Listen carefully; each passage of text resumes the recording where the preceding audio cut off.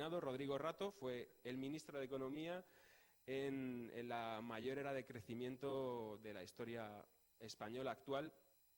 Y Rodrigo Rato lo que hizo fue inventar la liberalización del suelo, básicamente. En el año 98 se aprobó la ley del suelo en España y este bien, que es el suelo, que es el terreno, que antes tenía una protección, pasa a tener otro estatus y se convierte principalmente en una mercancía. A lo largo de los años, desde el 98 hasta el 2008, lo que ha ocurrido entre medias es una subida y una caída a los infiernos, y Rodrigo Rato es muy responsable de ello, ¿no? Entonces, la idea es abrir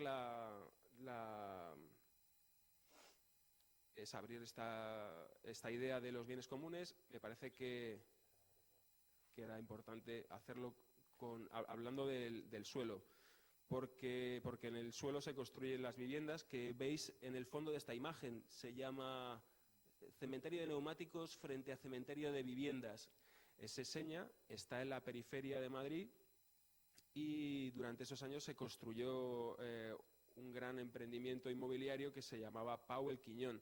Lo que me interesa contar de esta imagen es que esas viviendas, que eran el típico emprendimiento inmobiliario de aquellos años dorados, se convirtieron en viviendas vacías con el estallido de la crisis, ¿no? Una mercancía, como sería la vivienda, pasó a ser directamente un vertedero de viviendas, y así en tantos otros barrios de Madrid. No voy a pasar mucho por ello. El vertedero de neumáticos, que está al frente de la imagen, que se entiende como un vertedero de residuos, es en el trabajo de Basurama un vertedero de posibilidades.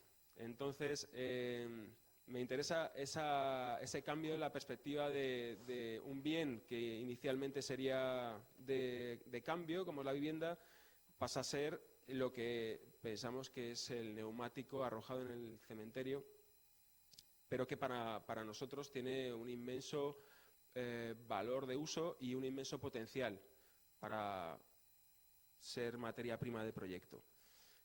Este es un cambio de vista, es el mismo barrio, el Pau El Quiñón, del famoso Paco el Pocero, se llamaba así el empresario, y lo que hay en la imagen es una autopista, una de las radiales de las autopistas privadas que se construyeron con capital privado aquellos años y que pasaron a ser bien público recientemente.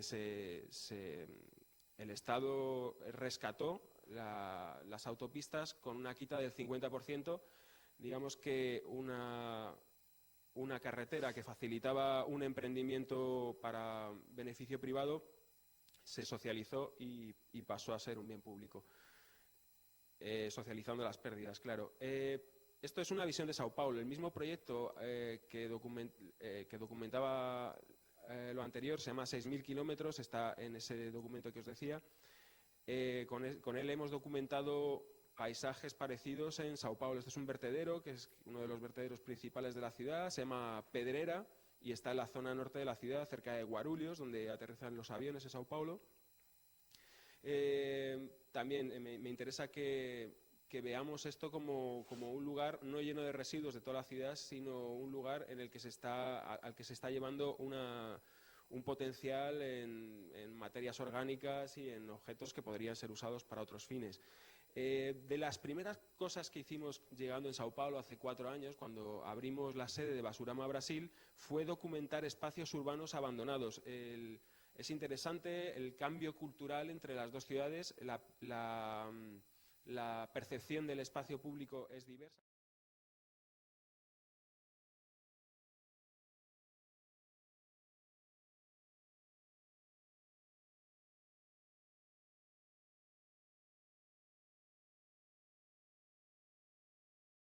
Tienen árboles que son lugares, en esa jungla de concreto que es Sao Paulo, son lugares maravillosos y están cerrados. Nadie me ha sabido explicar a qué es debida este hecho, pero yo supongo que es por la falta de de capacidad de la administración y la falta de presión de los ciudadanos. Pero bueno...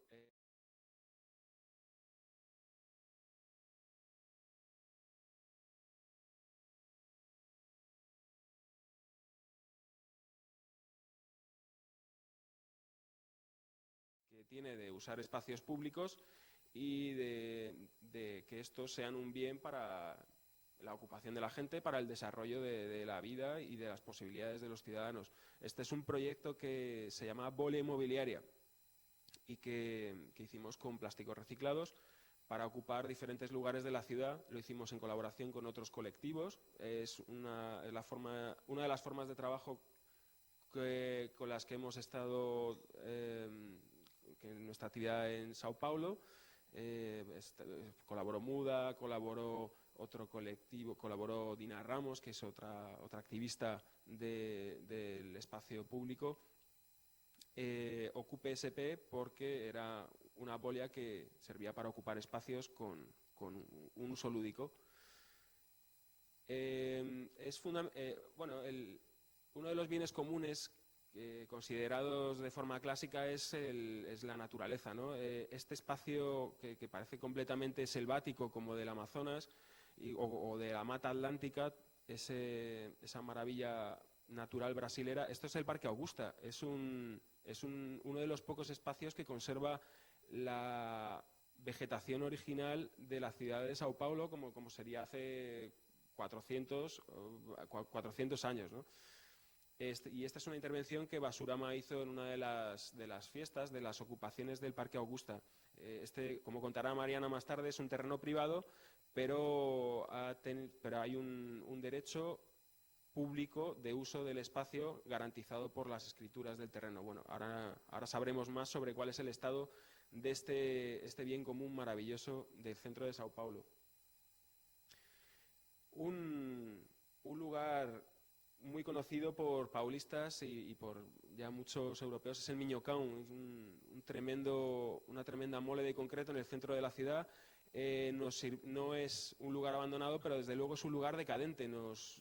Fue el lugar donde hicimos este parque de diversiones Minhocão, parque de atracciones Minhocão, que es esta intervención con columpios colgados, de la que colgamos las tecnologías en Internet, el manual de instrucciones para hacer columpios como estos otros también en el centro de Sao Paulo, en el viaducto do Chá.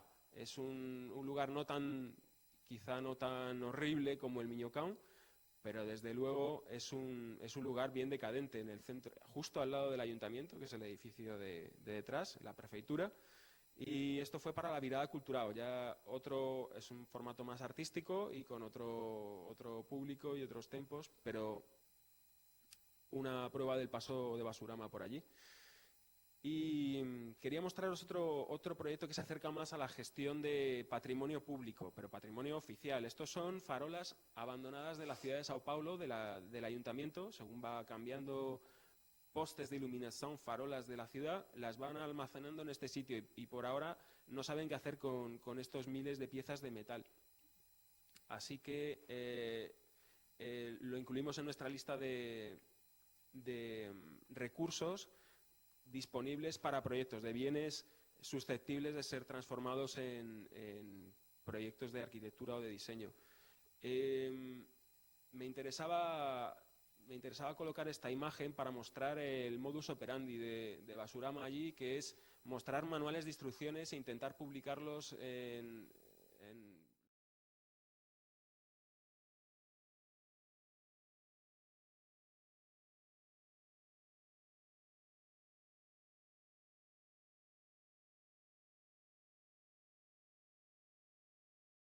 Y esto es lo que hicimos el otro día, pero el otro día, o sea, la semana pasada, hace un mes,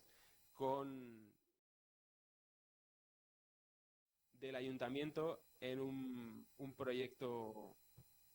primer proyecto prototipo, enseñando a los vecinos, a esta niña, por ejemplo, a tejer redes con cuerdas, usando estas estructuras de los postes de iluminación. Pretendemos seguir haciendo este proyecto si nos dejan. Mister, eso era un aviso que te queda poco tiempo. Bueno, voy a acabar porque voy a ser bueno y voy a acabar rápido. Sí, esta es la última imagen. Es el parque, este playground Sacolaun, porque el lugar donde hemos hecho esta intervención es el Sacolaun das Artes.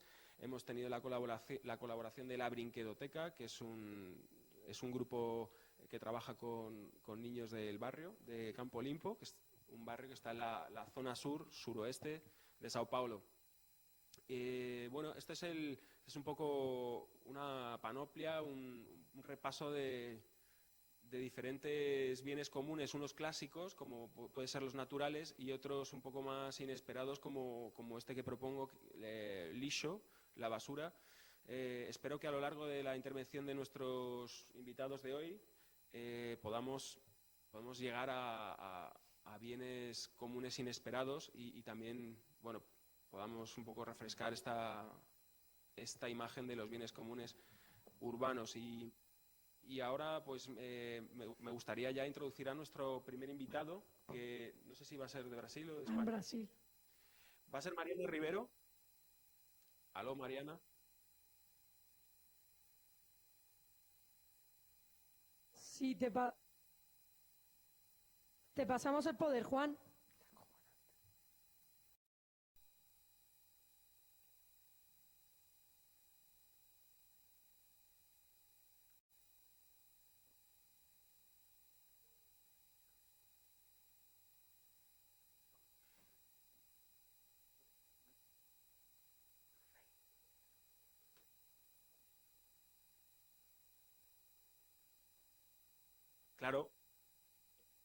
Claro, Mariana, buen día y muchísimas gracias por participar. Obrigado pela participación nas Chococharlas, que es en esta cuarta edición.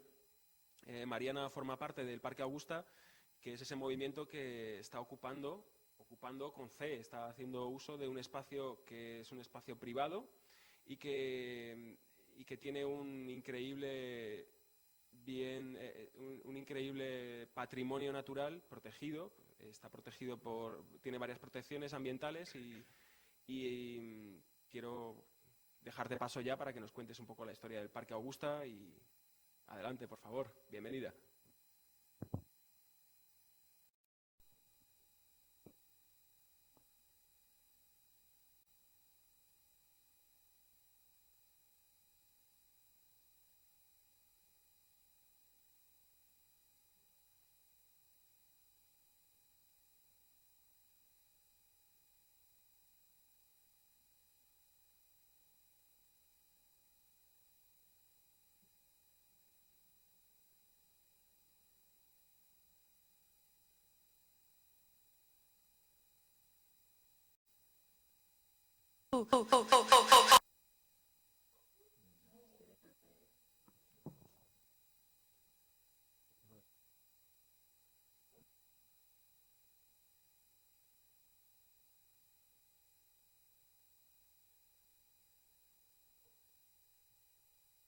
Pensar como eles Juan? são administrados e Aló, Mariana, te estamos perdiendo. ¿No te estamos oyendo? Hemos perdido la voz de Mariana de lo último que ha dicho.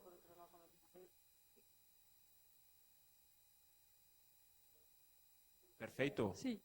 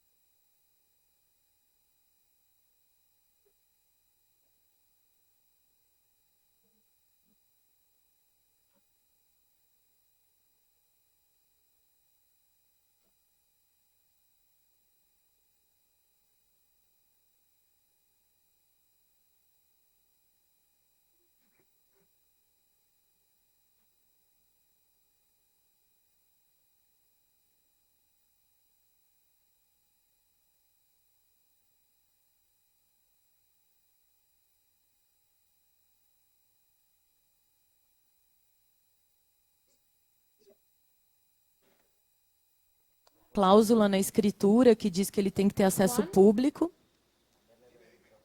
Juan, hemos vuelto a perder lo último. Se nos ha perdido otra vez la señal de voz de Vale, Mariana. pues alguna ¿Nos cosa está oyes? contenta. Sí, sí, perfectamente, pero alguna cosa está pasando que nosotros escuchamos perfectamente y creo que ya no es el micrófono. Espera solo un instante. Tenemos 3, o sea que ya han fallado 2. No, no os oímos nada, ¿eh? Nada de nada, de nada, de nada. Ana, ¿nos escuchas ahora? No. Ahora. ¿Ahora nos escucháis? Sí, ahora sí. Vale, pues vamos a continuar, desculpa. Tiro 30 segundos. Ah, Tá bom? Bom, continuando a ideia, a gente estava falando sobre a gestão do parque, porque existe uma prática de parques na cidade. A gente tem uma série de parques aqui, né? E todos têm hora para fechar, todos têm segurança, todos têm regras, e servem para o lazer da elite ou de pessoas que se enquadrem dentro de um padrão aceitável. Na nossa ocupação de 47 dias dentro do parque, a gente se deparou com questões da cidade como um todo, né? Pessoas que não tinham onde morar e não estavam procurando o parque para ter lazer, mas para ter onde se abrigar.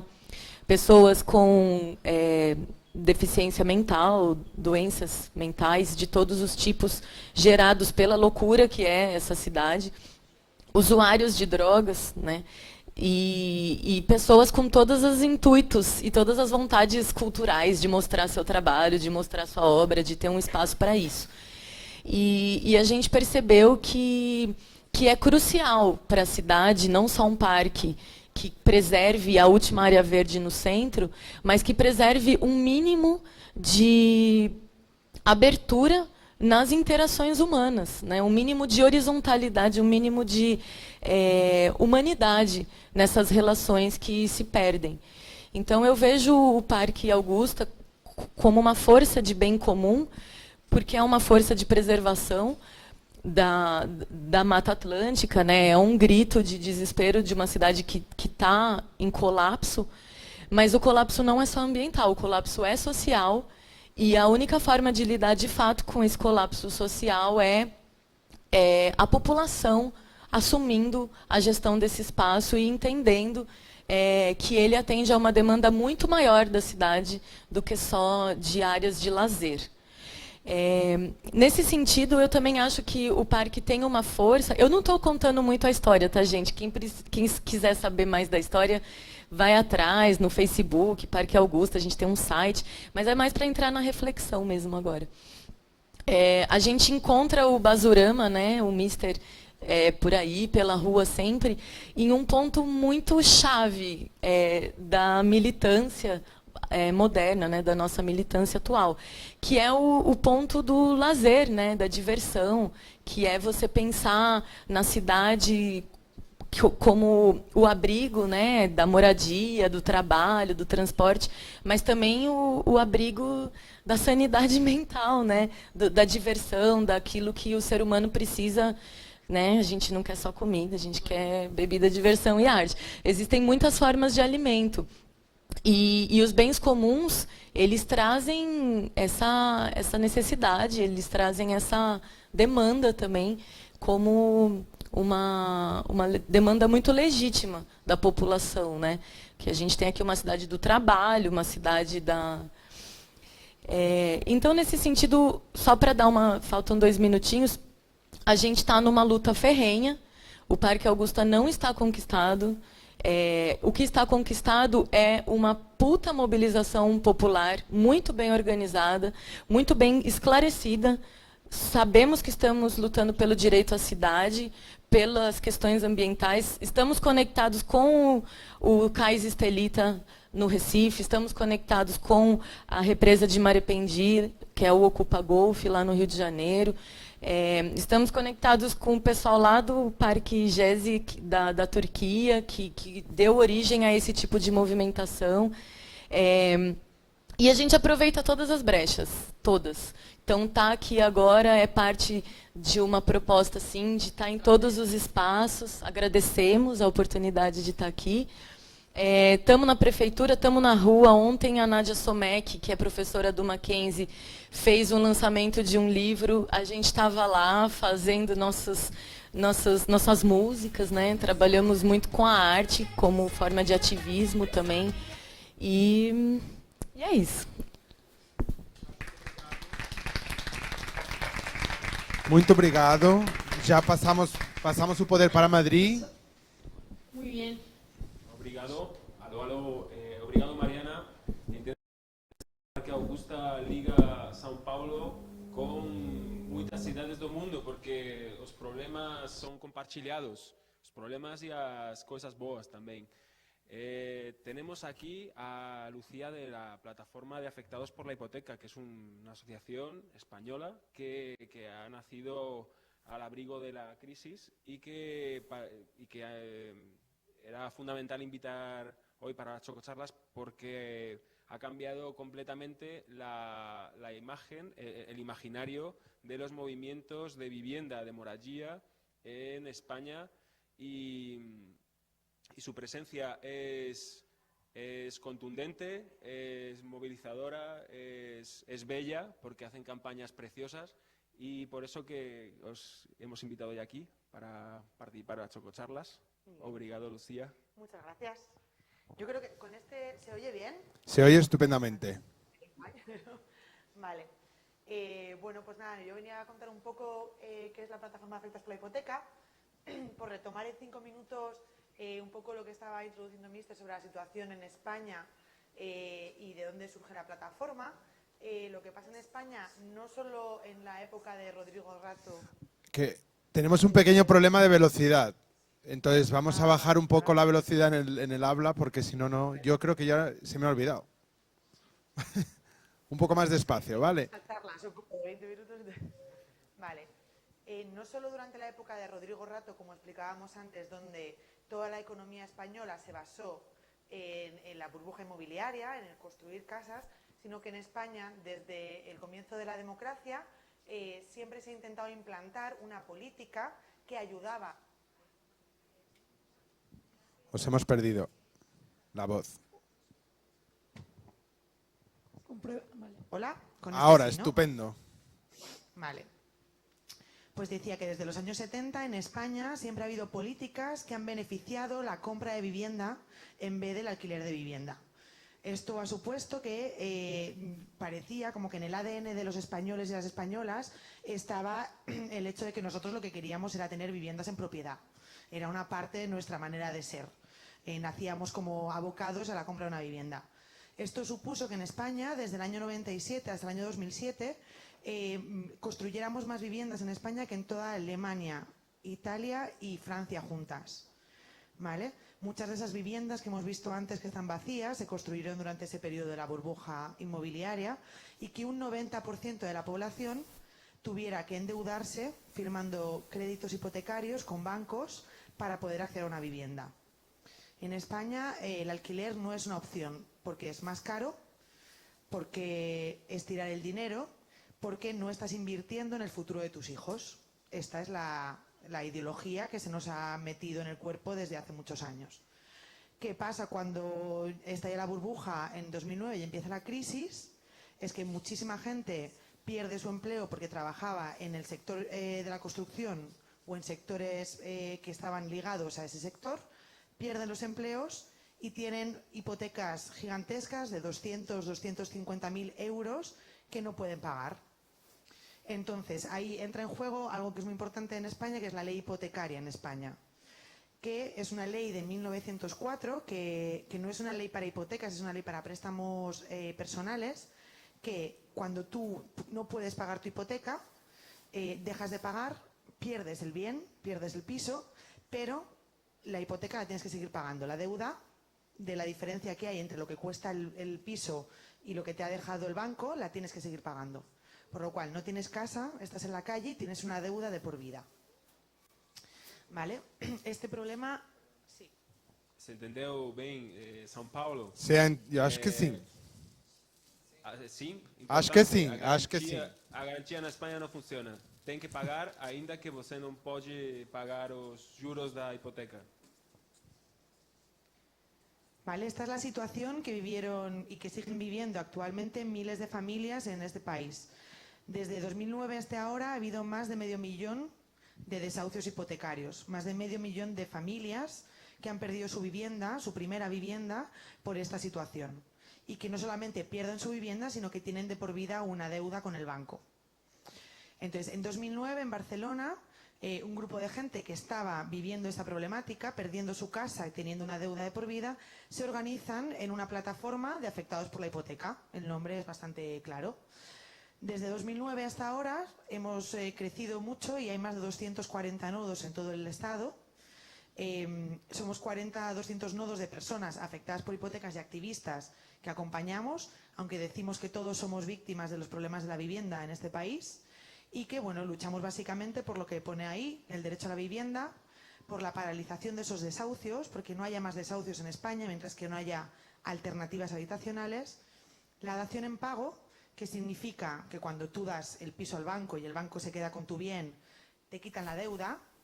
Es una medida muy reformista, muy básica, pero que en España no está en la ley, no es normal, o sea, no sucede. Y un alquiler social.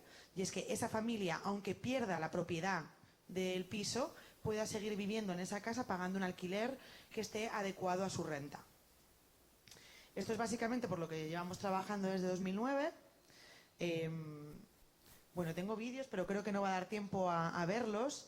Este es el vídeo del primer desahucio que paramos en España. Nosotros utilizamos básicamente 3 herramientas para lo que llamamos la autotutela de derechos. En España, por ley, el derecho a la vivienda está reconocido en la Constitución, pero no está garantizado por las leyes y por la acción del gobierno. Por lo cual, la ciudadanía hemos tenido que organizarnos para garantizar ese derecho. Lo hacemos de diferentes maneras. La primera lo hacemos negociando con los bancos para conseguir esa dación en pago, esa condonación de deuda y ese alquiler social.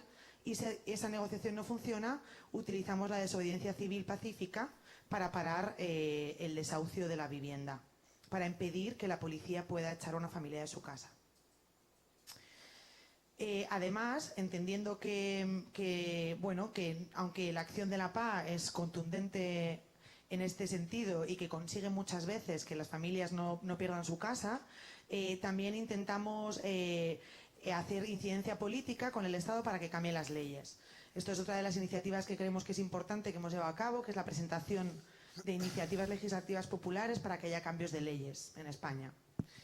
Y luego también importante para nosotros es que la PA es una organización que nos basamos en la gratuidad, en el apoyo mutuo y en el asesoramiento colectivo. Somos una organización que todos sus nodos funcionamos de manera asamblearia, de manera horizontal, de manera democrática y que pues basamos nuestro trabajo en el empoderamiento de la gente que ha vivido este problema de vivienda. Que un problema de la casa, eso creemos que es muy importante, siempre supone que te toquen algo privado y en España perder la casa o tener una deuda es algo muy traumático y es algo que da mucha vergüenza porque eres un perdedor. Tienes la culpa y has vivido por encima de tus posibilidades.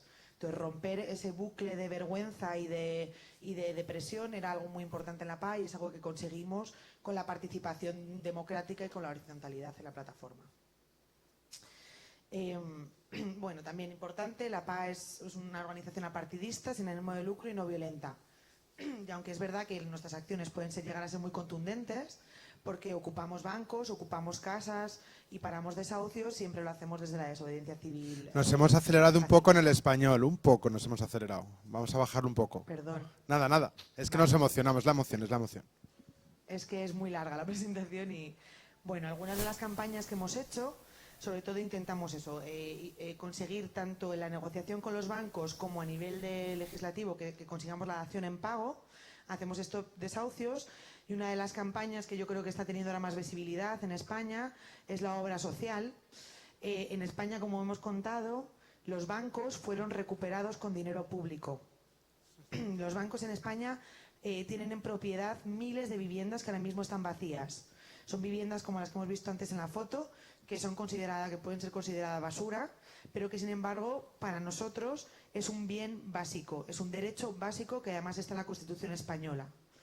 Entonces nosotros decimos, si esas casas que son de los bancos que hemos recuperado con dinero público son nuestras, pues las estamos recuperando para que la gente que ha sido desahuciada de sus viviendas pueda tener un sitio donde vivir.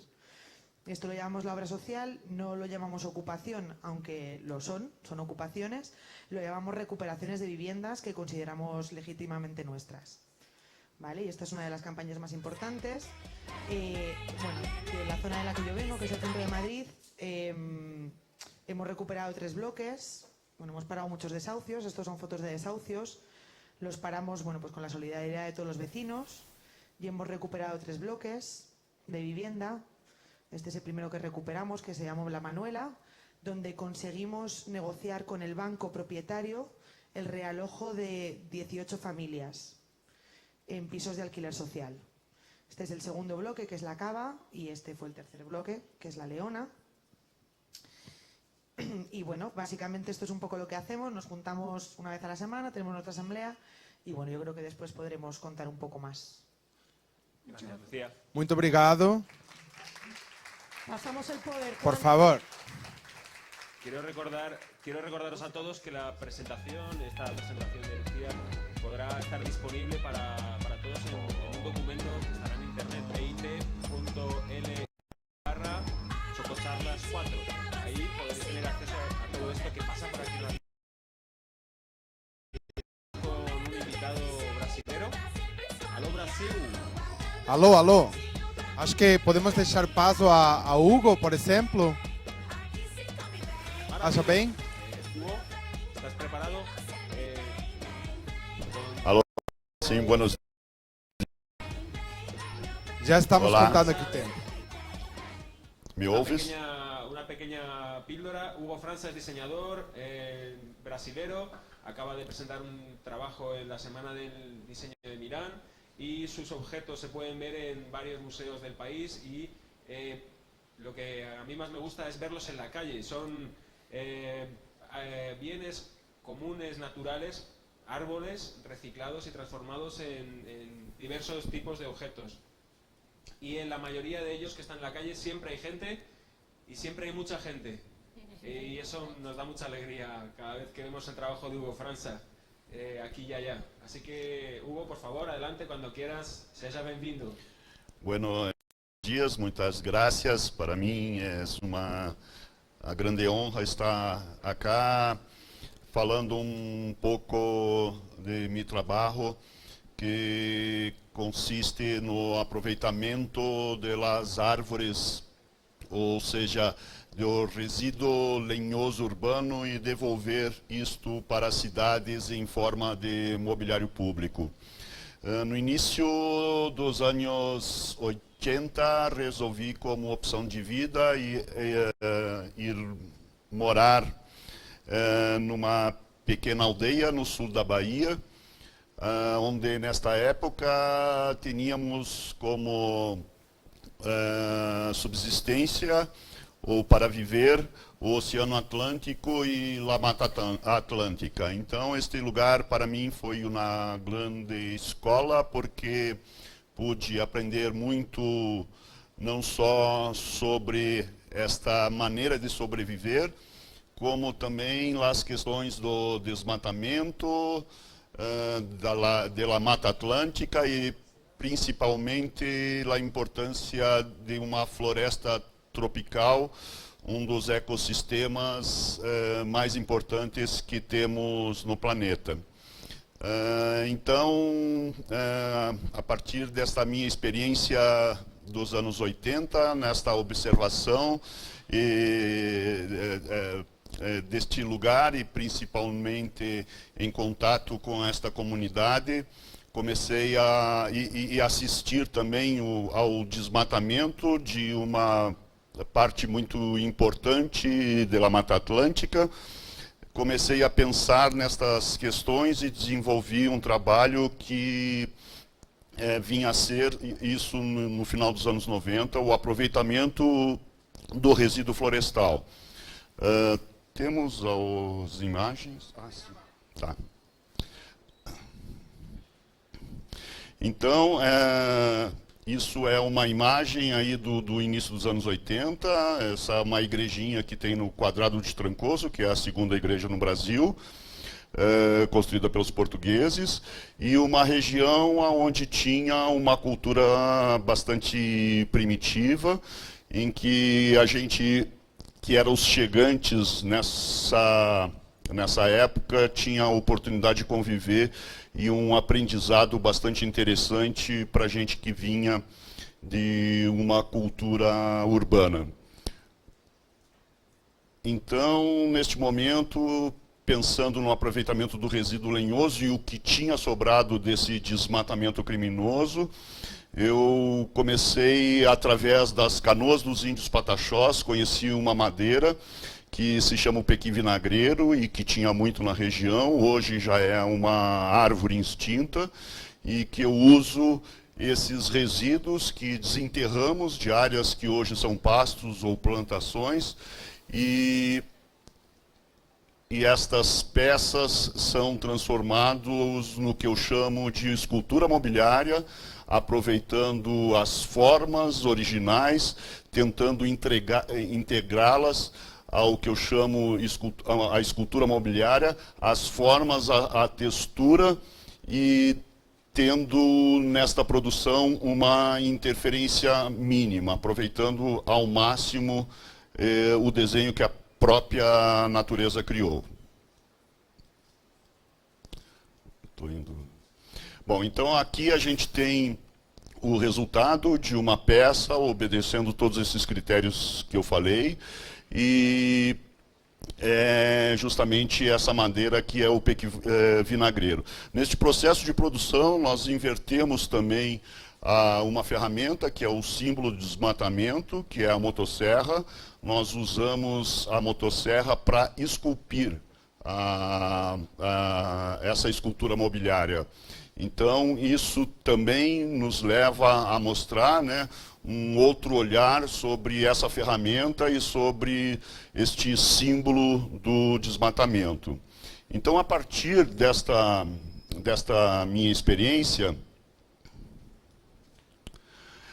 bom, eu vou fazer o seguinte: aqui tem um pequeno documentário sobre a questão do mobiliário público que eu gostaria de mostrar, e aí em seguida eu voltaria a comentar sobre essa questão do aproveitamento do... Ah, é? No meu DVD eu acho que tem. Bom, então, a partir de uma experiência no final dos anos 90, na França, que me pediram um projeto de workshop na cidade de Saint-Étienne. Então, a minha proposta foi a gente buscar uma árvore que tinha caído em função de um vendaval que tinha entrado na França, e a gente transformar essa árvore no mobiliário público. E, enfim, depois desta ação lá na França, eu comecei então a trabalhar aqui no Brasil em dar visibilidade ao poder público e também à iniciativa privada para a gente desenvolver um projeto de aproveitamento das árvores urbanas que são jogadas no lixo, não só aqui no Brasil, mas no mundo todo. Essa tem duas questões importantíssimas, porque o resíduo lenhoso, 50% desse resíduo lenhoso é CO2, ou seja, é o gás carbônico, o principal gás do efeito estufa, e que a árvore passa a vida toda recolhendo e transformando isso em madeira. Então, quando a gente está jogando um resíduo lenhoso no lixo ou queimando, simplesmente a gente está devolvendo todo o CO2 que a árvore levou a vida toda recolhendo, a gente está devolvendo esse CO2 para a natureza. Então, a melhor maneira de manter esse CO2 aprisionado é a gente aproveitar a madeira. Então, e fora isso, a madeira também é um material bastante nobre, para a gente estar descartando nos lixos, nos lixões. Isso aqui é uma peça que eu chamo de uma escultura lúdica, que foi a primeira peça que eu fiz no Ibirapuera. Hoje tem 17 peças no parque. E esse eucalipto ele morreu em função de um raio, de uma descarga elétrica. E ele estava de pé, nós derrubamos e criamos mantemos a árvore no local onde ela viveu e criamos essa escultura lúdica que eu chamei de lúdica-teia, que é, digamos assim, a árvore para as pessoas interagirem e brincarem com a árvore na horizontal, que dá um outro olhar sobre essa estrutura, e trazendo também uma educação ambiental no sentido do aproveitamento do resíduo lenhoso urbano. Isso são outras peças feitas a partir de árvores que caíram ou precisaram ser derrubadas no parque, né, em função de já estarem comprometidas a sua estrutura. E é então o resultado desse aproveitamento, mantendo as formas, usando diversas madeiras. Aqui a madeira principal é o eucalipto, que é uma das árvores que tem bastante na arborização do Parque Ibirapuera.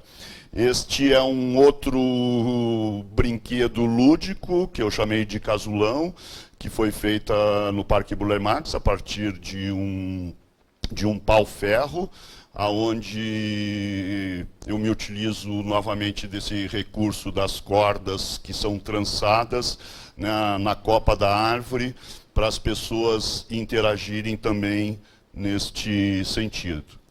Então, a ideia é a gente tá. Este é uma outra intervenção no Rio de Janeiro. O ano passado, com um vento, derrubou algumas árvores na Lagoa Rodrigo de Freitas.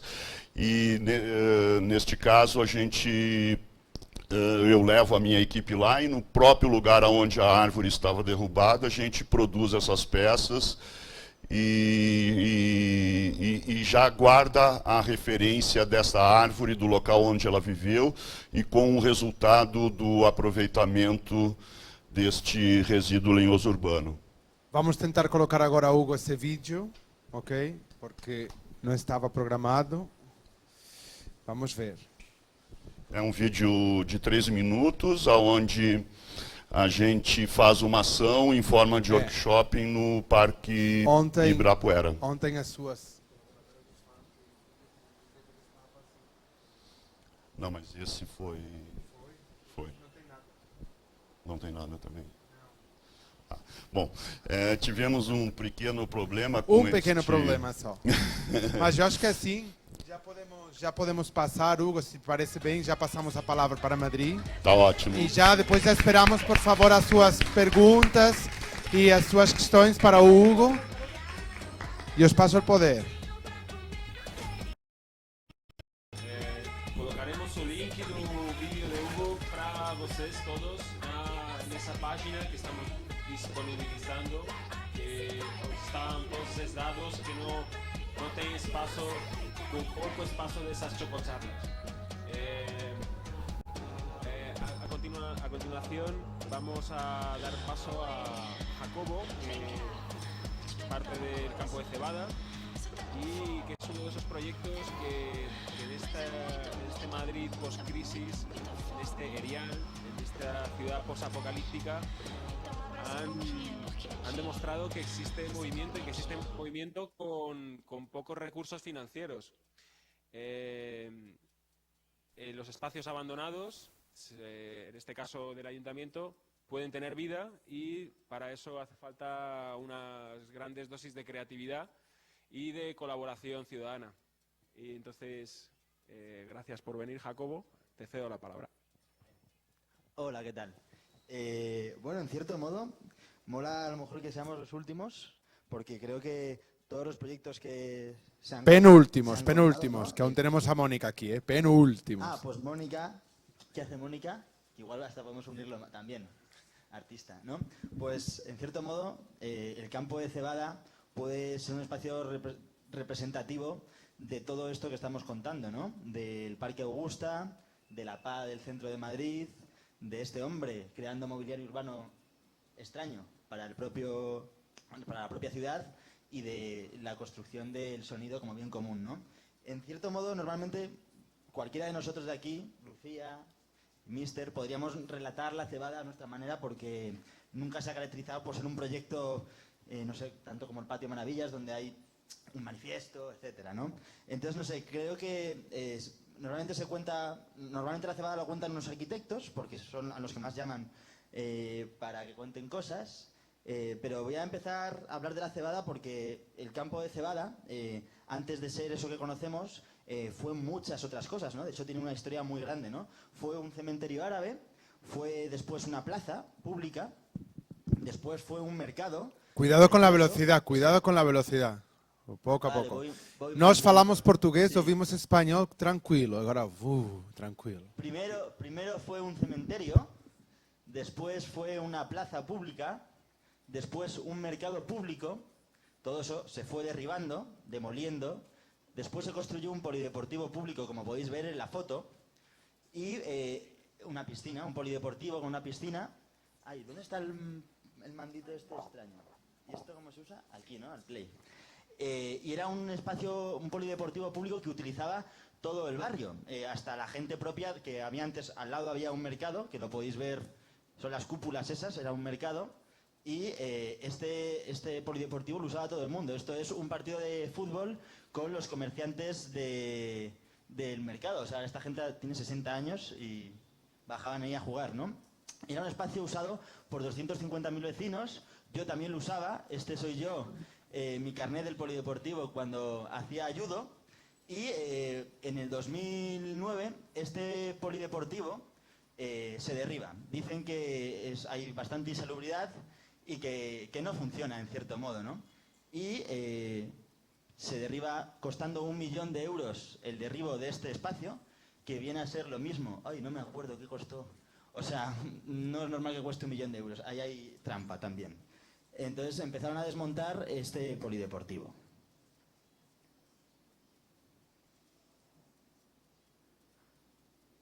Y quedó un agujero en el centro de Madrid, un agujero que nadie sabía muy bien qué hacer con ello, ¿no?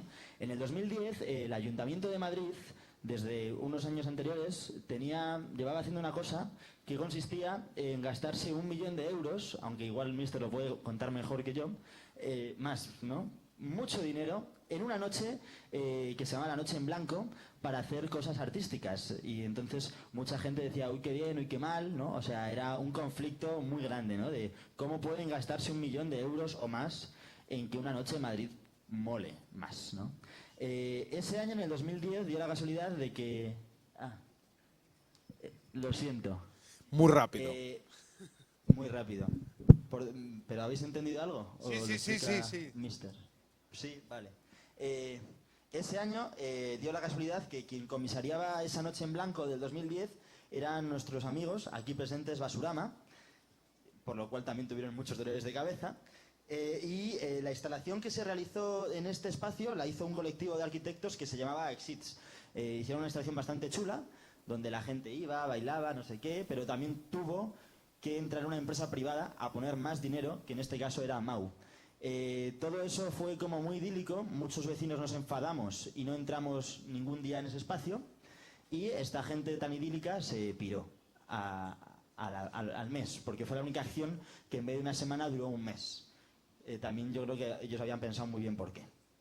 Y se quedó esto, o sea, la gente que conoce la cebada ahora mismo, pues así empezó este agujero, ¿no? Un día que se fue todos estos franceses, un vecino colgó un cartel muy cutre diciendo que por qué esto se podía usar durante un mes y no durante el resto del año. Y entonces convocaba a que bajáramos a hablar. Y bajamos una serie de vecinos. Yo en ese momento tenía 17 años. Imagínate. Y apareció de repente, dijimos, vamos a abrirlo. Y de pronto apareció una llave mágica, que es una cosa que no se suele contar de la cebada. La cebada estuvo durante muchos meses ocupada. se abría y se cerraba cuando a los vecinos nos apetecía. Pero no poníamos ningún cartel ni nada, sino se abría los domingos y se entraba a jugar. Y empezaron a pasar cosas. Aquello era el paraíso. Hostia, un sitio donde todos los padres del Colegio de la Paloma podían bajar a jugar, donde podías bajar a sentarte, a patinar. No había nada. Era un agujero en el centro de Madrid. Y empezamos a juntarnos en asambleas, pues la gente de Basurama, otros vecinos que muchos de ellos ya no están. Ahora después hablaremos por qué. Natalí, que también estaba por aquí. Y presentamos un proyecto gracias a la labor de una periodista que apareció por allí un día, que tampoco se suele contar esa historia. Una periodista, gracias a ella, pudo haber una reunión con la institución. Pues este solar pertenece al Ayuntamiento de Madrid. Se presentó este proyecto al Ayuntamiento y nos dijeron que teníamos que ir de la mano de una asociación de vecinos. Lo cual lo entendimos, pero también era importante el paso que habíamos dado, que era vosotros sois los culpables de este derribo. Un pequeño aviso, ¿no? Que ya estamos a 6 minutos, vale. Pues esto es muy bonito, nos dan un solar, qué bien. ¡Chujú! Entonces nosotros presentamos un presupuesto porque creemos que creíamos en la autogestión, pero creíamos más en la cogestión, donde el ayuntamiento... Y la velocidad. La velocidad también. Y, como son 2 minutos... No, y el micrófono, bueno, o sea... El caso que... Ponte un poco más lejos. Empezamos a hacer cosas súper molonas... ¿Sigo? Sigue, por favor. Empezamos a hacer cosas muy molonas en la Cebada. Empezamos a poner mobiliario sin ser arquitectos, pero llegaron a hacer fiestas. Y muchas fiestas, y más fiestas, y encuentros, y llegaron los arquitectos y empezaron a hacer mobiliario urbano, mobiliario moderno, pero nosotros también hacíamos otras cosas sin ser arquitectos. Decidieron y propusieron un nuevo tipo de espacio, y todo parecía felicidad, teatro, nos dieron premios, pero no todo es bonito en el campo de Cebada. También hay incendios, nos queman cosas... discutimos con gente racista, xenófoba, homófoba y gente que pone un conflicto dentro del espacio. Nos encontramos cosas así en este espacio y nos hartamos y entonces tomamos la decisión a veces de cerrar. Y cerrar supone que mucha otra gente que usa y ensucia el propio espacio se ponga las pilas y se ponga a limpiar. Y probablemente, que hablamos siempre del común, creo que últimamente el común no está en las asambleas ni está en espacios como este. Está en otro sitio que está muy cerca de esto, que son los grupos de WhatsApp que se forman en estos espacios con la gente que no conoces de nada. Ahí es donde realmente está el común y la asamblea. Entonces no tengo mucha idea de cómo seguirá la cebada, pero seguiremos con el WhatsApp. Pues muchísimas gracias. Nuestro grupo de WhatsApp lo que está pidiendo ya es que nos paséis el poder para dar paso a la última invitada. El poder es todo vuestro, Juan. Ahí tenemos a Mónica Nador, que es una artista formada como artista, pero que ha tenido una aventura bien interesante y bien bonita, relacionada con la vivienda, que es uno de los bienes comunes que tratamos hoy en esta chococharla. Mónica, por favor, cuéntanos. Obrigada, hein? Obrigada, mister. Obrigada pela oportunidade também aqui. E eu também, assim como a nossa amiguinha, estou aqui porque acho super importante divulgar. Então, o que eu quero dizer para vocês, como o mister falou nisso, eu não ia falar, mas enfim, eu sou uma artista de formação, assim, totalmente careta. E eu tive até que fazer um mestrado para poder desconstruir a visão de arte que eu tinha entendido, que eu tinha aprendido. E para falar em bem público, né, quer dizer, eu resolvi, eu a uma certa altura do campeonato, resolvi que cultura é bem público. Quer dizer, é claro que é, né, mas eu não sabia, tive que estudar muito para entender. Então, finalmente eu entendi, e aí eu saio lutando pela cultura, como um bem público. E acho que... E aí eu sou uma pessoa que há 11 anos atrás eu me mudei para o Jardim Miriam, que é um perifão danado aqui em São Paulo, e estou lá com um projeto que o próprio Mister também já participou, é uma coisa que já é um ponto de cultura agora, e a gente faz várias oficinas lá no Jardim Miriam. É um negócio dificílimo, mas estamos lá. E na verdade, eu tive que ir para a periferia, porque eu comecei esse trabalho que vocês estão vendo aqui atrás, que é uma coisa que eu resolvi ensinar o meu próprio trabalho para as pessoas, fazendo trabalho de arte nas ruas, né? Eu também gosto de dizer que não sou uma artista que faz arte urbana, eu faço arte suburbana. O meu problema são os muito pobres, são os excluídos de verdade, e são para essas pessoas que eu resolvi trabalhar. Eu também quero dizer aqui para os arquitetos, né, que a gente está numa escola de arquitetura, que eu também tinha começado a estudar arquitetura em 74. Né, ditadura, era uma escola de ponta, assim, que fechou, não foi aceita, nada, né? Então eu fui migrando até conseguir fazer artes plásticas. Então foi isso que aconteceu. Mas eu finalmente, depois de 10 anos trabalhando no circuito normalmente, eu consegui fazer eu fiz esse mestrado e entendi que eu tinha que pular fora, né? Foi isso que aconteceu, quer dizer, não foi uma coisa... E aí, então, o que a gente faz é o seguinte, quer dizer, o meu trabalho, né? A gente faz, quer dizer, esse trabalho que vocês estão vendo é uma parceria que a gente fez com a CDHU, e fui lá para o Jardim Santo André, que é a periferia da periferia. Jardim Santo André é periferia de Santo André. Então, estávamos lá... Como? Podemos falar um pouco mais lento? Ah, sim, claro, me perdona. Portunhol, sim? Então, Fala em português, mas mais devagar. Então, eu comecei a fazer estes trabalhos, eu peço para as pessoas, que são os moradores, porque a minha intenção, em princípio, à base de tudo, quer dizer, que as pessoas tenham uma experiência de cultura diferente do que a que elas vivem sempre. Na verdade, a gente aqui no Brasil, quer dizer, eu fui para lá, para esses lugares pobres, para levar a cultura. E claro que você fica aprendendo tudo, né, depois, porque é como se não... enfim, é como se... Aí você começa a perceber que você nem considera que os caras fazem cultura, entendeu? É um inferno, assim, a gente é muito tapado. Né? Então, não vê as coisas. Então, esse é o meu trabalho, gente. Eu vou lá com a turma, a gente desenha, faz as casas, as pessoas ficam super felizes. Eu sempre peço desenhos que sejam referenciados na realidade cultural dessas pessoas. Então, eu mesma também começo a entender que as pessoas têm cultura. Opa, desculpa. Então, as pessoas desenham esses motivos e a gente transforma os motivos em padrões, né? Que isso era o que eu fazia na pintura antigamente. Eu sou uma pintora de cavalete. Cavalete não, é de mesa, uma pintora. Então, eu migrei para... Então, eu saí fora, né? E lá no Jamac, que a gente fundou, que é esse lugar, o Jardim Miriam Arte Clube, lá foi muito interessante, porque eu cheguei lá e encontrei uma cena de cinema muito legal, que as pessoas não faziam exatamente ali no lugar, quer dizer, tinham cineastas que moravam ali. E, e aquele povo que era cineasta que morava ali não trabalhava ali, porque ali não tinha estrutura nenhuma para acolhê-los.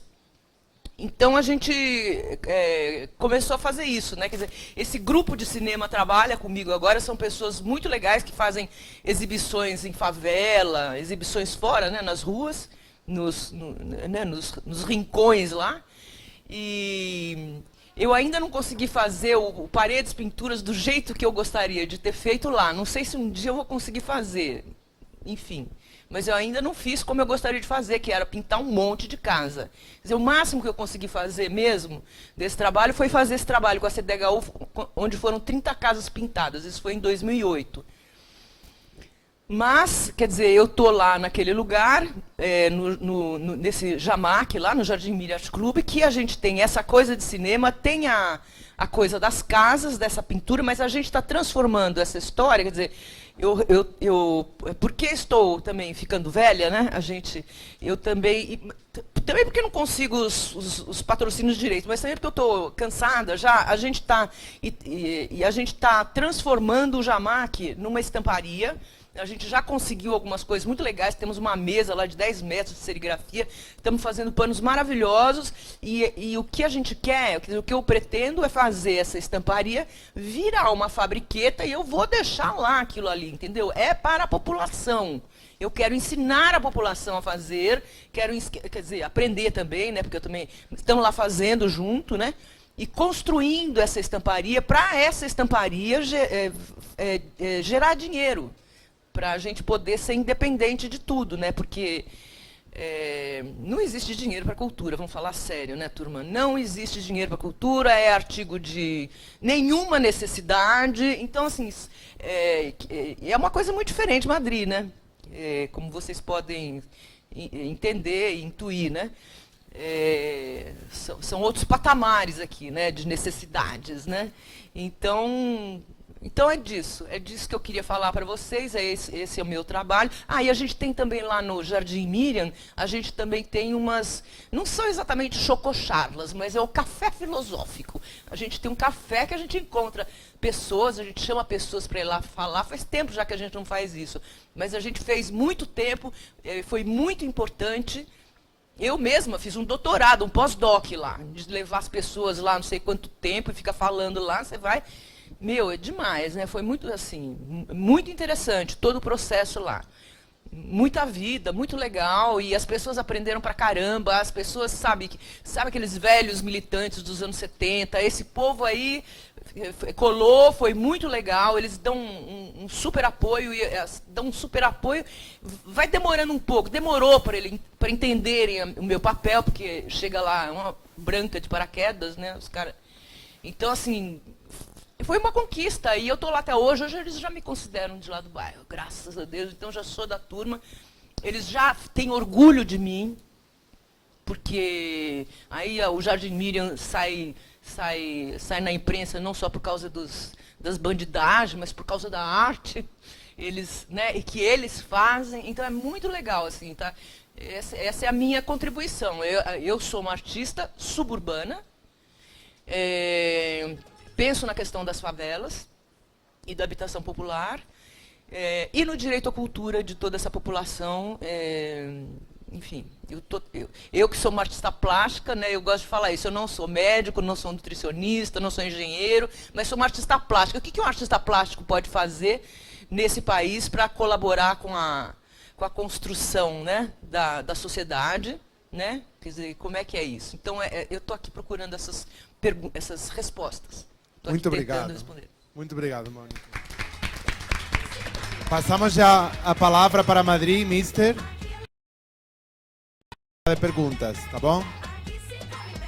Gracias, Mónica.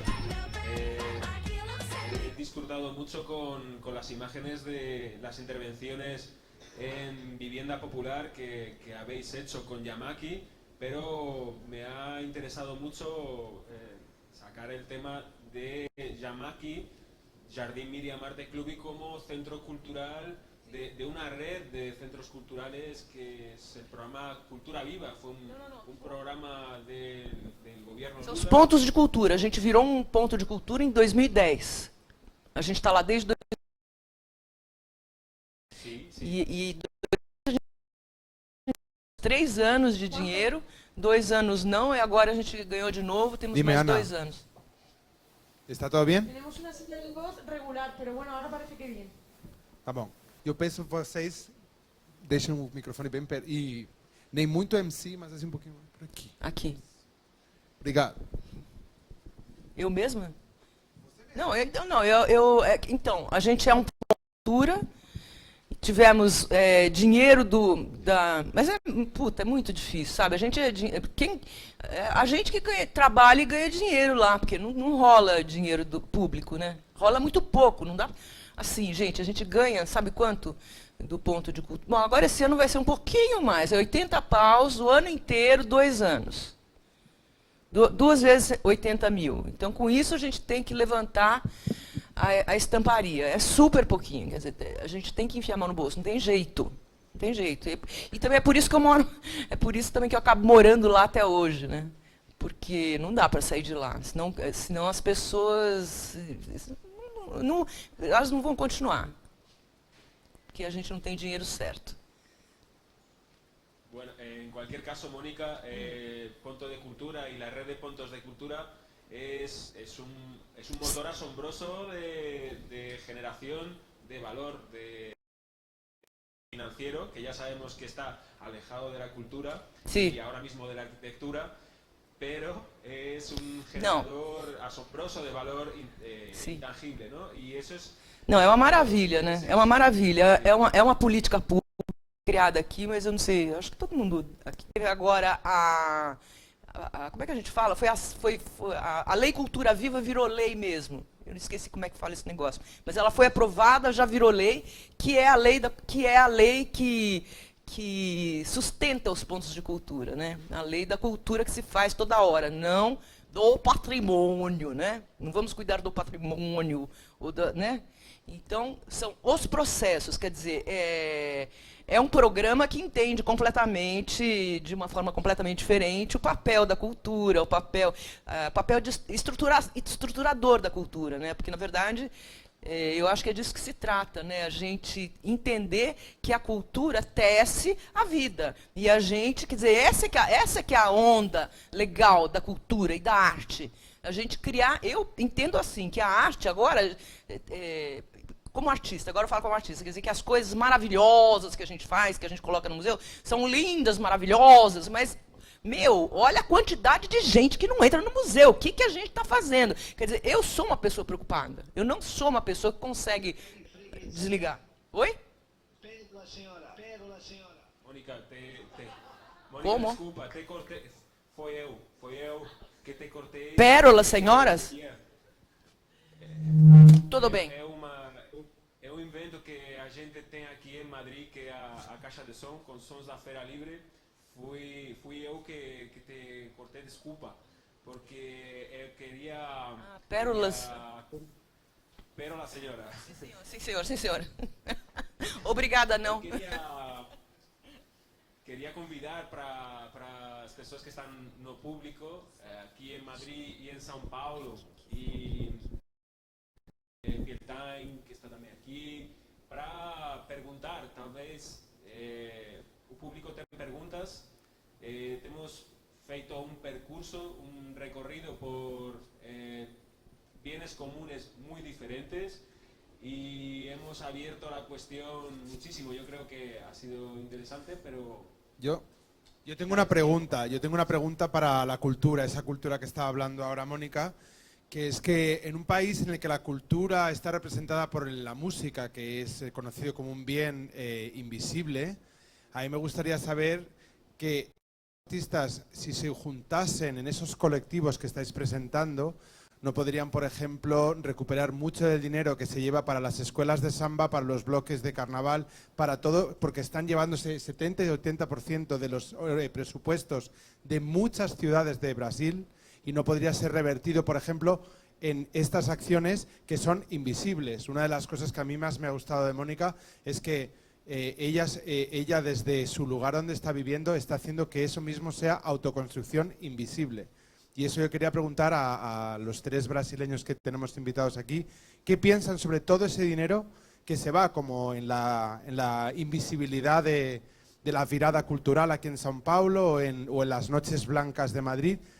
Es un dinero que, a mi parecer, con una vista otra, podría ser captado justamente para un Parque Augusta, para reciclar muchos troncos que se ven caídos con las lluvias aquí en São Paulo y hacer otra cosa, y sobre todo para localizar polos de acción como el de Mónica en las favelas. ¿Qué pensáis vosotros? O que vocês pensam sobre isso?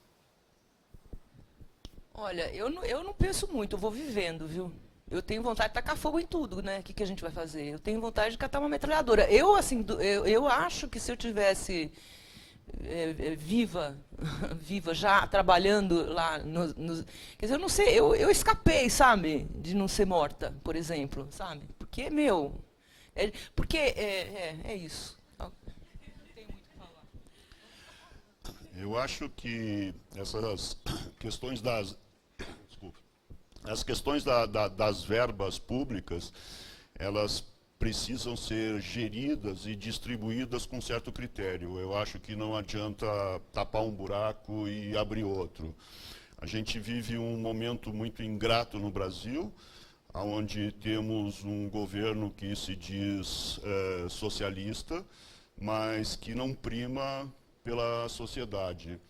E principalmente para a questão da educação e da cultura, enfim, a gente vive um momento bastante delicado aqui no Brasil, e se falar em dinheiro parece até uma piada, porque quando a gente desvia, o poder público desvia o maior número em verbas de uma estatal ou de estatais, enfim, o que se pode falar de verba para a cultura, o que se pode falar de um governo socialista, o que se pode falar de ética, o que se pode falar, num momento em que a gente vive uma crise moral, uma crise política, uma crise econômica. Eu acho que a gente precisa colocar a casa no lugar, rever esses conceitos socialistas latino-americanos populistas, que não levam a nada, absolutamente, no meu ponto de vista, que levam a esse caos que o Brasil está vivendo no momento. Eu falei disto porque eu já vi um bloco de carnaval entrar no Parque Augusta, criar uma mega festa, e também vi outro subir por todas os bancos do Hugo Franz aqui perto da escola, e também virar aquilo outra coisa, Eu falo justamente disso, do poder a própria ação de vocês também levar essa reivindicação, porque vocês estão falando de uma reestruturação. E acho que também passa por esses valores de o que é cultura musical, o que é realmente tudo isso. Porque, no fundo, estão apoderando-se de muitas verbas. E isso acho que faz parte dos próprios ativos que são vocês. Eu tento, dentro desse processo socioambiental, o que eu busco, não só sensibilizar o poder público, mas também não depender da verba pública. O que eu busco é dinheiro e patrocínios na iniciativa privada para tentar viabilizar o meu projeto. Então, porque contar com verba pública, eu já tenho, digamos assim, um desgaste muito grande em tentar convencer o poder público de uma ação socioambiental que é basicamente muito primária, num sentido, digamos assim, conceitual. Então, eu acho que o jeito é a gente buscar brechas e buscar soluções alternativas para poder viabilizar esses projetos sociais que um governo socialista não tem o mínimo interesse de viabilizar.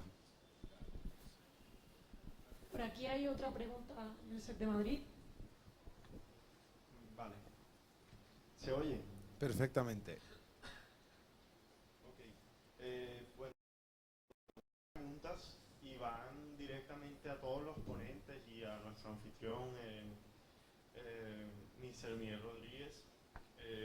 No sé si son tal vez muy técnicas, pero van de acuerdo a todas estas dinámicas sociales que también escuché lo que mencionó Mónica respecto a que las personas hagan cultura y hagan la identidad y se identifiquen en los sectores en donde habitan. Pero la pregunta va un poco más a cómo mantienen viva esta arquitectura artísticamente, cómo componen, cómo mantienen vivo esa arquitectura que proponen o esas estrategias o dinámicas sociales que proponen. Voy a las preguntas ahora sí. La primera es si existe alguna estrategia respecto al ciclo de vida de los materiales. ¿Qué pasa con este tema? me tengo curiosidad de en todo lo que proponen, en lo que vi con Hugo Franza, etcétera, en demás artistas. ¿Cómo funciona esto? ¿Qué pasa cuando estos materiales ya llegan a un punto donde de cierta manera están en lo obsoleto del obsoleto, donde se manejaban anteriormente? Y también cómo funciona el mantenimiento de estos, si existen estrategias sociales de mantenimiento, así como la gente es la que se encarga de realizar estos proyectos, o se busca que la gente participe en estos proyectos, o por ejemplo en la entidad de Lucía, donde van hacia las personas, como si existen estrategias sociales para que estas mismas personas mantengan esas acciones sociales que han realizado anteriormente. Hola, ¿qué tal? Si queréis puede Sao Pablo hablar antes que yo. No, continúa. Va, voy a responder, no sé muy bien cómo, pero creo que es muy fácil. Lo primero que preguntabas era cómo se mantiene todo esto, ¿no? Y hasta creo que voy a responder por la paz, porque en cierto modo es que ¿cómo se mantiene? No se tiene que mantener, sino hacer política es aguantar, entonces se mantiene por necesidad, por la propia necesidad de estar. O sea, ellos mantienen esto porque creen y saben que la forma de hacer la política es de esta manera, luchando o yendo a las casas a ocuparlas y ofreciendo nuevos modelos de vivienda, ¿no? Eso creo, no sé si lo he acertado. Gracias. Vale. Y en el caso del campo de cebada pasa lo mismo. Se mantiene porque durar y estar estando, simplemente estar a veces es más importante que hacer y hacer. No sé. Estar estando, que es muy importante. Y yo creo que con eso, y todo el tema del arte, etcétera y demás, creo que puede salir muchas tesis y demás, pero últimamente creo que, como he dicho, los espacios de representación están en un grupo de WhatsApp, por lo tanto el arte donde vas a la cebada y ahí lo encuentras. Es probable que pudiera contestar de alguna manera un poco, si le diera un poco de vueltas a tu pregunta, aunque no soy arquitecta ni tengo nada que ver. Pero sé que la mayor parte del 90% de la gente con la que trabajo no habría entendido absolutamente nada de tu pregunta. Porque bueno, pero vamos, entiendo que también es porque estamos donde estamos y tal, pero es verdad que esto, por lo menos en el caso de la plataforma, y creo que en el caso, por ejemplo, del campo de cebada o otros proyectos en Madrid que hay, el arte o lo que se genera es un daño colateral. Se hace arte, pero porque se está haciendo política y se están generando espacios que necesitamos para seguir vivos. Dentro de un momento y de un espacio económico y social de crisis máxima, esos espacios son derechos, son vitales. Entonces, primero va la política y después, si de ahí sale arte, fetén. Pero es al contrario, para mí por lo menos. Me encanta que hayas hecho esta pregunta porque la crisis, la cosa interesante que tiene es que pone muchas cosas en su sitio, ¿no? Y la crisis muestra perfectamente el interés que tiene la realidad que nos rodea en producirse, ¿no? Los objetos, la arquitectura, por ejemplo, que fue hecha durante esos años dorados de expansión económica en España y que ha quedado abandonada después del estallido de la burbuja inmobiliaria, es una demostración de que esa arquitectura estaba absolutamente equivocada, que no tenía un programa de uso interesante y necesario, y así con tantas cosas de la realidad que tenemos en torno, ¿no? En el arte, en el mundo del diseño, esta crisis muestra el valor real de los objetos, del tamaño que sean, fuera del valor financiero, y eso creo que es maravilloso. Las farolas del Ayuntamiento de São Paulo en un depósito almacenadas, miles de farolas almacenadas, no valen para nada, pero tienen un valor de uso increíble. Y escritor famoso español que se llama Quevedo, no es lo mismo, es necio quien confunde valor y precio, ¿no? Idiota quien mistura valor y precio, gente. Eso decía Quevedo. Yo creo que es una frase súper adecuada a lo que nos ha pasado y lo que nos está pasando en esta crisis. Entonces, no sé, invitación para ser creativos en las posibilidades de todo esto que tenemos, de todas estas cosas abandonadas que tenemos alrededor y que podríamos usar para nuestro beneficio y tal. São Paulo, ¿qué opinan? Eu quero dar uma opinião. Posso? Mister? Quem? Juan?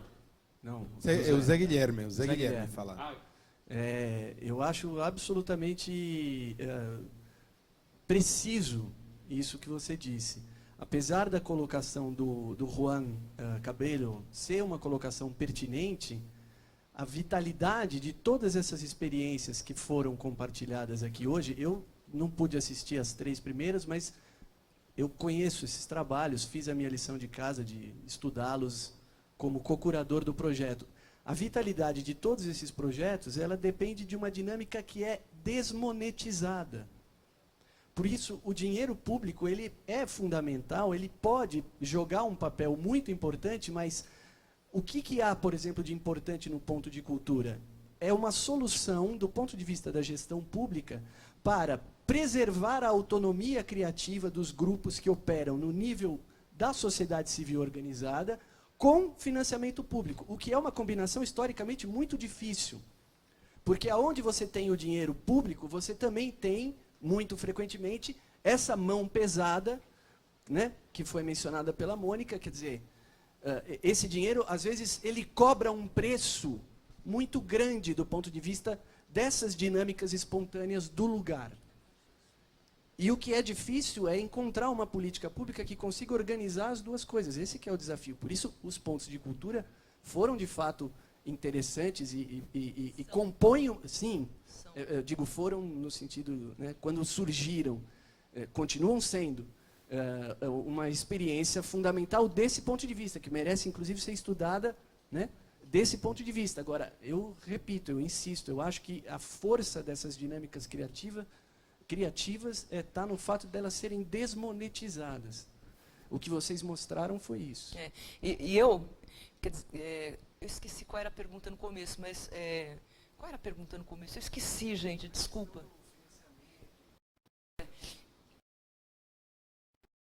Então, a manutenção, por exemplo, desse trabalho em Santo André, isso aí, ele acabou com o tempo. Ele acabou, porque as pessoas não têm dinheiro, é gente muito pobre, eles não vão comprar tinta de novo, não vão fazer as plantias, né, que a gente precisa fazer, eles não vão fazer. A gente até consegue capacitar muita gente, mas são indivíduos, né? São indivíduos, uma coisa assim coletiva. Eu nunca consegui ficar tanto tempo num lugar que desse conta só lá no Jamac. No Jamac eu estou e as coisas que acontecem são muito legais lá no bairro. Agora, a manutenção do projeto em si, eu nem sei se eu dou tanto valor, para te falar a verdade. Quer dizer, claro que eu dou, é lógico que seria o ideal, mas assim, o fato de eu conseguir passar algumas horas ou algum tempo com uma população que eu jamais encontraria, digamos assim, uma população com quem eu vou me relacionar só dando ordens, né? Quer dizer, buscar essa horizontalidade na nossa sociedade, aqui no Brasil, é uma tarefa hercúlea. É um negócio muito difícil, porque tudo mostra o contrário e dirige o contrário para a gente. Então, a gente desconstruir, reinventar uma vida aqui onde você olha o cidadão igual a você, qualquer um, quer dizer, eu acho que só o fato de eu estar lá e passar um tempo e as pessoas terem a experiência de criação, de criatividade, de fazer um trabalho, sabe, entender o que é um trabalho de arte, assim, como, sabe, entender o processo, sabe, tudo isso acho que isso aí é experiência pessoal, quer dizer, não é... Posso agregar uma coisa? Claro. Mister, o que você pensa sobre essa questão da autonomia desse iniciativas. Eu quero só um dado que eu acho que é importante. Eu tive o prazer de trabalhar, inclusive, com o ministro Gil na época em que ele foi ministro. O orçamento do Ministério da Cultura, quando o Gil assumiu aqui no Brasil, era da ordem de 400 milhões de reais ao ano. Quando ele entregou o ministério, ele tinha subido para 1,9 milhões, 1,9 bilhões. Era quase 2 bilhões. Nos últimos 4 anos, ele regrediu a 900 milhões. Então, metade daquilo que foi conquistado nesses 8 anos, né, na década de 2000, foi perdida. Agora, por isso eu estou dizendo o seguinte, e gostaria de ouvir a sua opinião. A autonomia desses grupos e dessas dinâmicas criativas, elas se mantêm, apesar disso. E talvez aí seja justamente o ponto a ser tocado, né? Esses povos criativos, como o povo brasileiro, que tem uma cultura... ¿Aló? Juan, hemos perdido la señal de Policom muestra. Ahora vuelve ya, no te preocupes que lo están ajustando. Sí, perfectamente, pues vemos, os ajustamos, ya. Madrid, São Paulo, são cidades com uma cultura infinita, muito louca, né? E é por isso que eu adoro essas duas cidades. Eu acho que essas culturas mostram que sendo fortes, que sendo complexas, têm uma autonomia para, com esse conhecimento, tem uma autonomia para criar e para gerar essa economia intangível que a gente está falando, ¿no? Cuando nosotros vamos con un proyecto lixo no existe, la basura no existe, vamos a construir un parque de brinquedos con una comunidad o con un grupo en la periferia de São Paulo, pensamos que la transmisión de conocimiento es fundamental, es lo que garantiza que esa semilla que se planta, pues porque las materias primas, como hemos visto aquí, no es que sean abundantes, es que son infinitas, tipo neumáticos en cualquier lugar de la periferia, son gratis, están ahí, te los dan y te los puedes llevar, pero lo que es fundamental es la capacidad de organización de ese grupo que quiere producir un cambio en su realidad, y es fundamental el conocimiento, y es por eso que yo pienso que el conocimiento tiene que fluir y que es el intangible más valioso y es el bien común principal, ¿no? Y es el motor de la cultura y es... Mister, yo creo que la palabra es la educación, ¿no? O sea, es la palabra esa es la verdadera energía del mantenimiento, ¿no? Es la educación, es la palabrilla esa que es tan fea, ¿no? Muchas veces de falta de educación, pero es que es lo que mantiene las cosas vivas, yo creo, o sea, en todo, ¿no? Desde el material de Hugo, para que se mantenga, es la educación que se le da, y yo creo que las acciones de Mónica o de cualquiera de vosotros ahí justo vosotros estáis educando desde la plataforma a un gobierno, ¿no? Porque que éramos unas vacas pagando impuestos y haciendo políticas urbanas de paus, pace, pus, que al final eran puns, ¿no? Que al final no era nada, ¿no? Era todo una falacia. Yo quiero, por eso de la educación, yo quería preguntar aquí en la escuela a los alumnos si tienen alguna pregunta, si vosotros tenéis alguna pregunta, perca un miedo. Entonces yo creo que... Mister, yo creo que cerramos las preguntas ahí en Madrid y nos despedimos. Habla, Ana, ir vosotros por ahí. Que tenemos aquí una pregunta que perfecto, un rato. Perfecto. Venga, un momento. Gracias por la oportunidad de preguntar, que aunque me habéis respondido con las últimas intervenciones, porque quería preguntaros a todos los ponentes cómo veis la posibilidad de hacer que aumente el alcance de vuestras propuestas, es decir, que el bien común sea cada vez más común, porque me da la impresión de que me estoy enterando de cosas aquí que si más gente supiera podría colaborar más, y supongo que ese es el medio y el fin también, ¿no? De pensar entre todos en el bien común. Pero me habéis respondido ya, así que paso la palabra ahora, sí, gracias. A Brasil. Tenemos otra pregunta aquí de Mariana, quiere hablar aquí con vosotros. No Parque Augusta, a gente tem um terreno privado e a gente teve uma aula pública sobre o campo de cevada que o Mister fez no ano passado, e eu fico sempre com essa questão, porque o campo de cevada é uma área pública, né?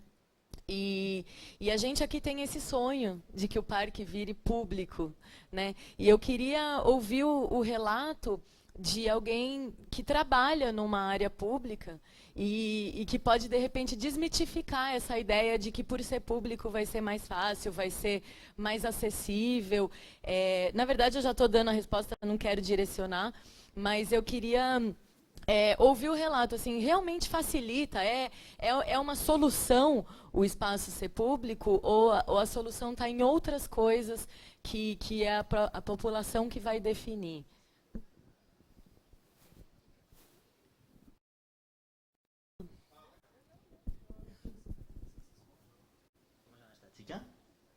Mariana.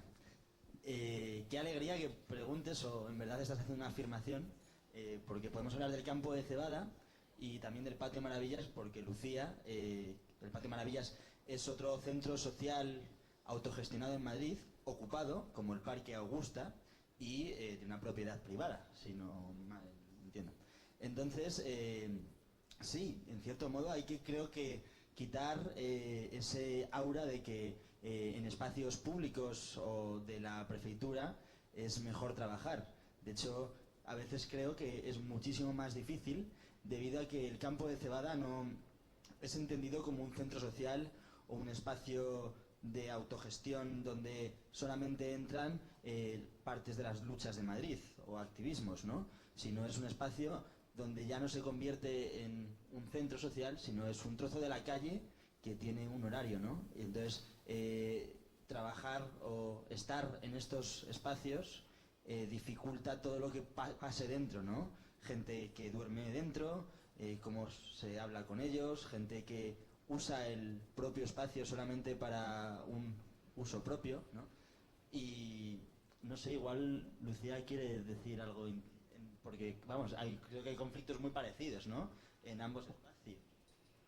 O sea, algo que a mí me parece como interesante de la diferencia entre la cebada y el patio es la dificultad que creo que genera al común la interlocución con lo público. Y creo que hay un conflicto bastante importante. Probablemente el Patio Maravillas ha tenido más posibilidades de cambiar, de mutar, de generar común, que han tenido espacios que han tenido que tener interlocutores profesionales, en muchos casos arquitectos, lo siento, arquitectos, artistas, gente que podía vender lo que se estaba haciendo en el espacio como algo representativo para la cultura de la ciudad, mientras que lo que se hace en otro tipo de espacios se considera política radical. Entonces, esa interlocución, ¿no?, de convertir lo que es político en cultura para poderlo vender a la institución, a nosotros nos genera un conflicto. Y esa intermediación que hace que las cosas sean menos democráticas. Porque hay una intermediación que hace cuello de botella y nos impide. Entonces, el Patio Maravillas demandamos un espacio público porque creemos que es la manera de hacer permanecer el proyecto, pero lo demandamos sin ninguna condición. Y no queremos que nadie tenga que interlocutar por nosotros. Lo queremos hacer como Asamblea Ciudadana. Pues, Mister, si quieres decir algunas palabras para cerrar, porque ya nos queda poco tiempo. Estamos ya cerrando la cuarta chococharla. Bueno, yo quería solamente comentar que en este tira y afloja, en este conflicto que hay en la gestión de espacios públicos o espacios privados, es importante hacer avanzar la discusión y salir de esa visión que monetiza la vida y que monetiza la realidad, porque yo tengo la confianza de que si se valorasen estas iniciativas que nacen en diferentes escalas, Si se valorasen desde el punto de vista ambiental, cultural y social, seguramente el Parque Augusta no debería de costar lo que ese constructor está pidiendo. Seguramente las piezas de Hugo Franza tendrían otro valor que sería interesante ver, o el trabajo de Mónica. Creo que estaríamos hablando de la realidad de una manera mucho más interesante y mucho más profunda.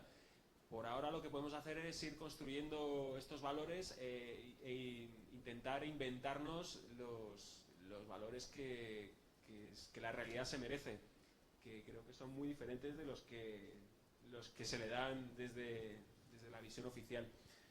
Bueno, quiero agradeceros a todos los participantes, tanto en Brasil, Mónica, Mariana, Hugo, y aquí Jacobo y Lucía, vuestra participación. Y quiero agradeceros a todos, a los curadores, a Guilherme y a Andrés y a todas las instituciones, y al público por estar tanto en Brasil como en Madrid, y a Juan, a los Bollería Industrial también, vuestra participación, porque habéis contribuido a una chococharla formidable. Juan, Sí, sí. Pues nada, muchísimas gracias a vosotros. Muito obrigado, e já depois deste set novo, já falo para a próxima semana de novo, segunda-feira, 11 horas, estaremos aqui falando de chococharlas de novo com sorvete maravilhoso. Isso, tá bem? A la semana que viene, Juan. Obrigado, até a próxima. Tchau.